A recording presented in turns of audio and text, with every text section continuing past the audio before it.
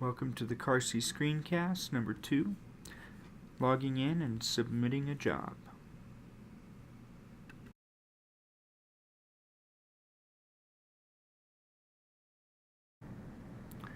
Hey guys, gonna go through a quick example here of logging into a CARC machine and submit a job, and we'll take a quick look at the queues.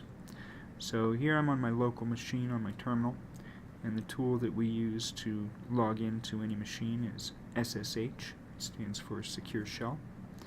Here I'm typing SSH and then the username @ and then the machine name, and CARC machines are all located at .alliance.unm.edu. However, if you set up your .ssh/config file, then you can just log in with SSH Wheeler, as I did there. You can find out more information about how to do that later. So here we are on Wheeler. We can see now that we are, unfortunately here the bottom of the screen has been cut off, but I've just run the command qstat-a to look at the queues. Here we can see the number of nodes each job is requested here in this column, the number of cores total, the time they've requested, and the time that the job has been running.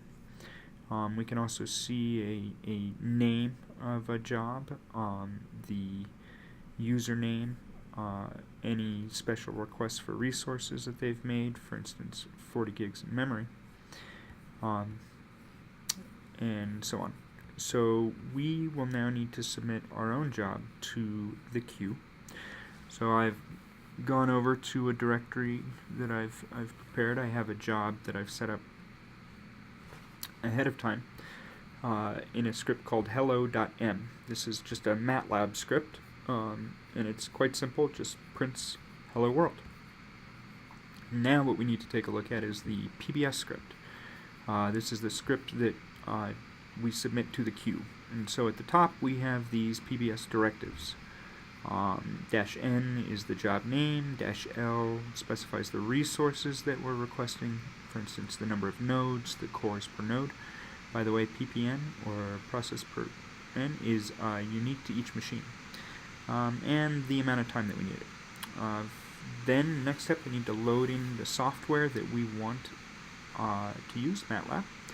And here I'm just defining a couple variables, input and output, job name. This is a variable that is set to the directory you were in when you type qsub. So when we submit this job, we'll do it from Screencast, and this makes the job go to that Screencast directory instead of just running from the home directory where it usually starts. There are a lot of these PBS variables, and you can do very clever, exciting things with them in your job script, and it's worth taking a look into detail. Man qsub will give you those details. Finally, we come here, and this is actually the command that submits the job. I call Matlab with Matlab flags. Here I'm submitting the variable script hello.m without the .m. That's what this junk here at the bottom does. That's some bash fanciness. And then we're just submitting it to, redirecting all of its output to the file job.log. This variable which is evaluated to job.log. Okay, and now we are ready to submit the job. And so if we type qsub matlab, we can then, we're given a job number, the job that it's submitted, and we can run qstat -au, and then your username will show you just your jobs. It's a handy trick, and we can see that the job has been running for a second, but when I run it again, there is nothing, and so the job is finished.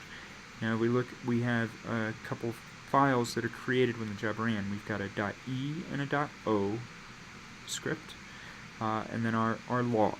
the E and the O, these are standard out and standard error, respectively. And so, although our job was redirected to job.log, anything else that would have run and gone to the standard out or standard error would be collected in these files. And so we can take a look. Cat job.log is hello world as we expect. The .o file is some stuff about where the job ran, for instance, Wheeler 185. And the .e file hopefully is empty because there were no errors.